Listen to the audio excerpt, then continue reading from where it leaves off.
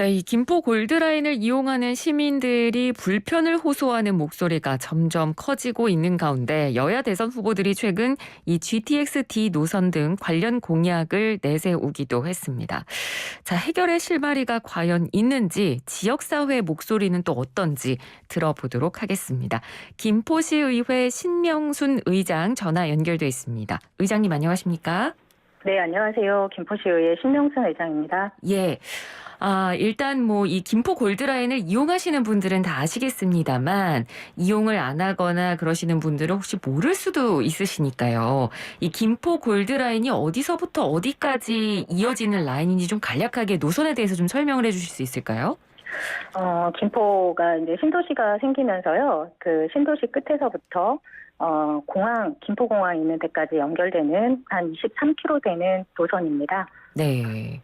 근데 이 골드라인을 처음 만들 때 이 이용할 사람들이 이제 어느 정도 되겠다라고 해서 이제 예측을 해서 만들었을 텐데 제가 앞서서도 설명을 드렸지만 혼잡도가 굉장히 높거든요. 그리고 제가 또 관련 사진을 보니까 정말 사람이 꽉 차 있는 모습을 볼 수 있었는데 그러면 초반에 예측했던 어떤 상황이나 어떤 그런 부분에서 혼잡도를 이렇게 극심하다고 보는 건 예측을 좀 크게 벗어난 걸까요?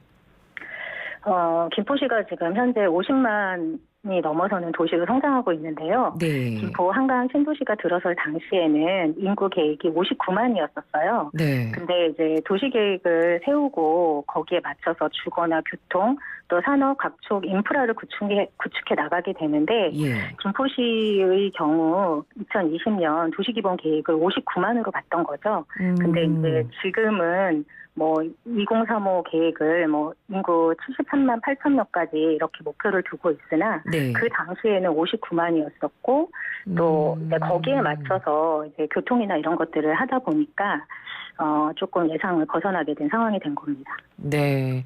그러니까 이제 김포시에 사람들이 많이 거주를 하게 되면서 이제 인구가 예상 가능한 범위에서 이제 넘어가면서 증가를 하게 된 건데 그러면 이렇게 들었을 때는 이렇게 생각하시는 분들도 계실 것 같아요. 이 김포 골드라인이 이 두량이잖아요. 2량이잖아요. 네. 그러면 아니 량수를 좀 늘리거나 아니면 배차 시간을 늘리거나 하면 되는 거 아닌가 싶기도 한데요. 이 부분은 어떤가요?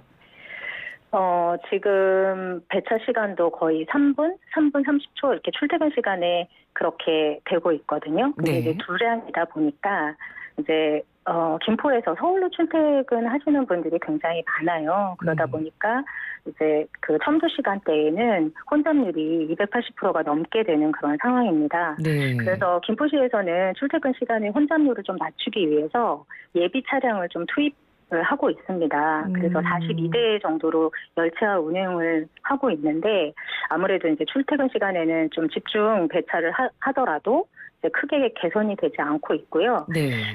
이제 상황이 그렇다 보니까 시에서는 지난해 그러니까 10대의 차량을 더 추가로 구매 계약을 마쳤어요. 네. 그래서 앞으로 이제 추가 차량이 투입되는 시기가 2024년 하반기이다 보니까 그때까지는 좀 이런 어려운 상황을 계속 직면해야 되는 그런 어려움이 있습니다. 네. 그러니까 네. 이 두량을 뭐 3량이나 4량 늘리는 것 자체도 어떻게 보면 이제 승강장도 개조해야 되는 문제이기 때문에 네, 이 부분도 맞습니다. 쉽지도 않겠네요. 네, 원래 이제 역사의 역사를 지을 때 두량 역사를 생각을 해서 만들었기 그렇죠. 때문에 네. 지금은 그거를 늘릴 수 있는 그런 상황이 아니라서 네. 배차 간격을 더 촘촘히 하는 것밖에는 지금으로서는 대안이 없는 거죠. 예, 그렇군요. 게다가 이제 최근에 이 대선 후보들이 경기도 쪽 민심을 잡기 위해서 이 GTX 관련 공약들을 내놓으면서 이제 관련 이야기들이 또 거론이 되고 있는 것 같은데요. 이 김포시에서도 굉장히 이제 뜨거운 감자였고 아마 그래서 계속해서 지켜보고 계실 텐데 GTX-D 노선에 대한 논의는 지금 어디까지 진행이 됐습니까? GTX-D 노선 같은 경우에 작년에 4차 국가철도망 계획이 완성되면서 저희 같은 경우에는 GTX-D 노선이 김포 장기에서부터 부천 종합운동장까지 건설되는 걸로 우선은 이제 결론이 났고요. 네. 그리고 그 이후에 다른 노선을 이용을 해서 용산까지 노선을 이제 공유해서 가는 걸로 국토부에서는 좀 발표를 하면서 정책적인 상황은 일단락이 되어 있는 상태입니다. 네. 그런데 이제 그 양 당의 대선 후보님들께서 지역의 이제 교통 문제 해결 방안으로 GTX B 노선에 대한 부분을 이제 각자 조금은 다르게 이렇게 이제 공약으로 내세워 주시는 바람에 네. 다시 이제 또 김포에서는 이런 것들이 화두가 되고 또 이제 희망으로 좀 보여지고는 있습니다. 그러니까 이제 겨우 좀 어느 정도 노선이 확정이 되고 지난해 또 사전 타당성 조사까지 시작이 됐는데 지금 말씀해주신 대로 대선 후보들의 공약을 보면 이 부분이 약간 수정될 기미가 보이니까 지역사회 반응은 어떤지도 좀 궁금하거든요. 사실 저희가 원한 것은 이제 이재명 후보님께서 도지사를 하셨잖아요. 네. 도지사 하셨을 때 입안하신 내용이 김포에서부터 이제 동부권의 하남까지 연결하는 노선이었거든요. 네. 저희는 사실 그 노선이 가기를 바라고 있고, 네. 또 이제 그 공약에 그걸 좀 담아줘서 저희한테는 좀 희망적이긴 한데, 네. 또 이제 인천시에서 또 제시한 노선이 있었어요. 근데 이제 그 노선이 부천 운동장에서부터 또 이제 인천까지 연결하는 GTX 2 노선과 함께 발표가 되다 보니까 네. 이제 이게 Y자 노선이 되는 것에 대해서 이제 김포 시민들 입장에서는 그게 나눠지니까 이왕할 거 이제 그 원안대로 도지사 시절에 입안하셨던 내용대로 갔으면 좋겠다라는 이런 바람이시고요. 네네. 그런데 어찌됐든 저희 입장에서는 또 이게 원안대로 하남까지 이어지는 게 중요하다 보니까 네. 사실은 뭐 강남이나 서울 쪽으로 출퇴근하시는 분들이 많아서 또 교통에 대한 체증이나 또 이제 열차의 혼잡률이 높아지는 거거든요. 네. 그렇기 때문에 저희 입장에서는 이게 부천에서 끝나는 게 아니라 이제 서울로 진입이 되고 서울에서 하남까지 이어지는 수도권의 동서를 잇는 노선으로 가는 것이 네. 저희는 중요하다라고 생각이 되고요. 이것이 연결되는 것이 중요하지 Y자나 뭐 이런 쪽은 사실 뭐 이제 대선이기 때문에 큰 틀에서 바라보는 후보님의 공약이시고 어찌됐든 저희 입장에서 김포에서부터 하남까지 이어지는 원안이 좀 이어지기를 저희는 바라고 있는 거죠. 네. 그러니까 방금 이 양당 대선 후보의 GTX 관련 공약을 이제 설명을 해주시면서 이재명 후보의 내용을 얘기를 해주셨고 윤석열 후보는 이재명 후보랑 어떻게 내용이 좀 다릅니까? 뭐 거의 그 GTX D 노선을 관련해서는 같이 말씀을 해주셨는데 네. 이제 김포에서부터 이제 윤석열 후보님께서는 남양주 8단까지 이어지는 B 노선을 기본 축으로 하고 뭐 삼성이나 광주, 여주를 잇는 Y자 노선을 구상하신 것으로 제가 언론을 통해서 들었습니다. 네. 이제 여기도 마찬가지로 그러니까 뭐 그 이후에 뭐 남양주 8단까지 이어지는 것은 뭐 좋은 현상이죠. 근데 어찌 됐든 다른 지역을 차지하고 나도 김포의 입장에서만 봤을 때 두 네. 후보님들의 GTX B 노선 관련해서 지역 민심을 잘 읽고 또 앞으로 그것을 해주시겠다고 약속을 하셨던 네. 부분이 저희는 김포의 입장으로서는 꼭 지켜주셨으면 하는 그런 바람이고요. 무엇보다도 이해관계를 가진 김포시로서는 이러한 약속들이 좀 빠르게 반영되기를 희망하고 있습니다. 네. 그리고 또 이런 사업들이 얼마나 빠르게 진행될 수 있느냐, 그리고 또 김포를 비롯한 서부 수도권 시민의 교통 복지와 직결되어 있다는 점을 강조하고 싶고요. 이런 교통망 구축이 빠른 추진이 김포가 지향하는 도시 개발과 맞물려서 좀 매우 큰 시너지 효과가 발생할 것으로 저희는 기대하고 있습니다. 네. 그러니까 이 김포 골드라인이 이제 뭐 이른바 이제 지옥철이라고 표현을 할 만큼 워낙 이용하시는 분들이 많다 보니까 이 이재명 윤석열 후보도 예전에 직접 찾아서 골드라인을 체험해 본 걸로 알고 있거든요. 네. 당시에 현장에서는 어떤 이야기들이 좀 나왔습니까? 저희 그 골드라인 이용을 하실 때 네. 직접 체험해 보시고 이렇게 이제 옴짝달싹 하지 못하는 상황에서 이렇게 놓여 있다 보니까 시민들께서 많이 불편하시고 힘드시겠다라는 말씀 해주셨고 네. 또 이제 이런 것들을 해결하기 위해서 광역 철도망에 대한 부분들을 이제 좀 잘 녹여내서 정책으로 좀 실현해 보시겠다라는 그런 말씀들 하셨었어요. 예, 그렇군요. 근데 지금 이 두 후보가 내세운 이 공약의 내용을 보면 이 약간 수정된 노선은 사업비도 일단 기존의 정부가 계획하고 있는 비용보다 더 많이 드는 것도 약간 문제고 또 일각에서는 뭐 공항철도랑 7호선하고도 좀 겹치는 부분을 지적하기도 하더라고요. 네.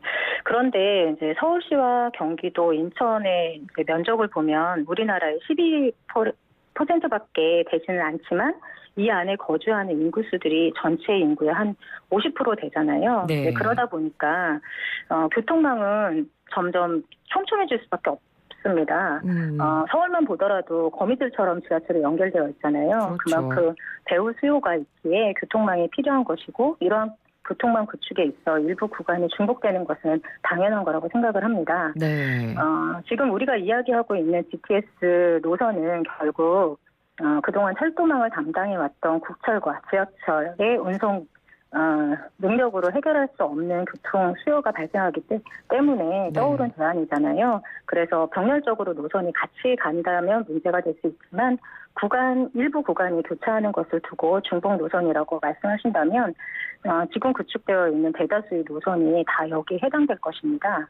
오히려 서로 기능이 상이한 노선의 중복 문제보다는 지역적 형평성과 노선에 대한 타당성 등을 먼저 따져봐야 할 것 같습니다. 네. 그래서 수도권 중심을 관통해서 동서부를 잇는 노선이 없는 만큼 반드시 이 GTX D 노선이 구축이 좀 필요하다라고 저는 생각이 되는 겁니다. 네.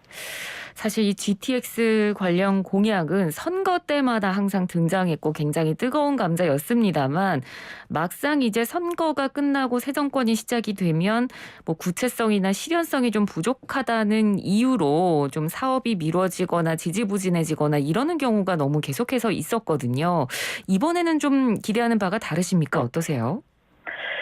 사실 뭐 광역급행 철도가 이야기된 지가 벌써 10년이 좀 넘었던 것 같아요. 네. 제가 2010년도 그러니까 5회 전국지방 동시선거 때 저도 처음 이제 시의원으로 첫 발을 내디디면서 이제 그런 얘기들이 나왔던 걸로 알고 있는데 예. 그 당시 수도권 인구 분산을 위해서 신도시들이 속속 발표가 되고 이제 개발을 지속하게 되면서 경기도하고 서울을 잇는 주요 교통수단으로 지금의 G버스하고 GTX가 제시되었던 것으로 좀 기억을 합니다. 네. 근데 GTX 같은 경우에는 뭐 이제 기존의 노선과 이게 겹치지 않게 하기 위해서 뭐 지하로 50m 이상 깊게 파서 이렇게 노선을 만들어야 되기 때문에 건설비나 뭐 이런 것들이 이제 좀 굉장히 좀 높게 측정이 됐던 거죠. 네네. 근데 이제 그러다 보니까 이게 직선으로 되고 100km 이상 빨리 달릴 수 있는 철도를 건설한다는 광역 교통수단을 바라보는 인식이 좀 생소했던 거죠. 그리고 2, 3차 국가철도망 계획을 거쳐서 조정이 되고 지난해 국토부가 발표한 4차 국가철도망 계획에 ABC 3개 노선과 함께 B노선으로 알려진 서부권 광역교통 철도가 반영됐습니다. 네. 2011년에 처음 철도망 계획에 반영된 사항으로 네. 좀 우여곡절이 많았던 것으로 기억을 하고 있고요. 현재까지 김포와 서부 수도권 주민들이 가장 큰 정책적 과제로 남겨져서 논란의 중심이 되고 있는 상황이기도 합니다. 네. 그래서 사실은 뭐 이런 것들이 이제 그동안 현실성이 좀 부족하다 보니까 결국 이제 경제성을 이야기해왔던 것인데요. 네. 경제성 있는 선택이 GTX라는 것에 대해서 대부분 이제는 좀 어느 정도 공감하고 형성되어 있는 분위기이기 때문에 이제부터는 본격적으로 건설이 좀 필요하다고 생각이 되고 그렇기 때문에 국토부하고 정치권에서도 GTX에 대한 수요가 잇따르고 있는 것이 아닌가라는 생각을 합니다. 네. 그러니까 이 GTX가 하루빨리 좀 이 완공이 돼서 시민들이 좀 편하게 타고 서울로 출퇴근할 수 있지 않을까 이런 부분을 기대하는 시민들 입장에선 좀 답답할 수밖에 없는 게 네. 지금 GTX ABC 노선 공사가 지금 진행 중인데 A 노선이 추진 속도가 제일 빠른데도 계획부터 착공까지 7년이 넘게 걸렸고 네. 그러니까 원래 2023년에 개통을 하겠다고 했던 걸로 제가 알고 있는데 2028년쯤이나 이제 완전 개통이 가능하다 이런 얘기도 나오고 있고요. 그래서 지금 뭐 아니 차 계획에서 착공까지도 이렇게 오래 걸리고 완공은 언제 되나 이런 좀 암담한 마음이 생길 수밖에 없을 것 같은데요. 시의회에서는 이 문제를 앞으로 어떻게 지켜보실까요? GTS 건설은 뭐 특성상 상당한 시일이 소요가 되잖아요. 네, 우선 이제 기존 노선 철도, 그러니까 지하철 노선이 놓인 깊이하고 겹치지 않게 네. 재도심을 50m 깊이 이하로 이제 들어가서 건설을 해야 되기 때문에 건설 비용이 높게 나와서 이제 신중을 기해서 진행을 할 수밖에 없습니다. 그렇지만 수도권 내에서 현재 새로운 도로나 철도를 건설하기가 용이하지 않은 만큼 네. 또 철도 건설에 있어서는 선택할 수 있는 가장 현실적인 대안이라고 생각을 합니다.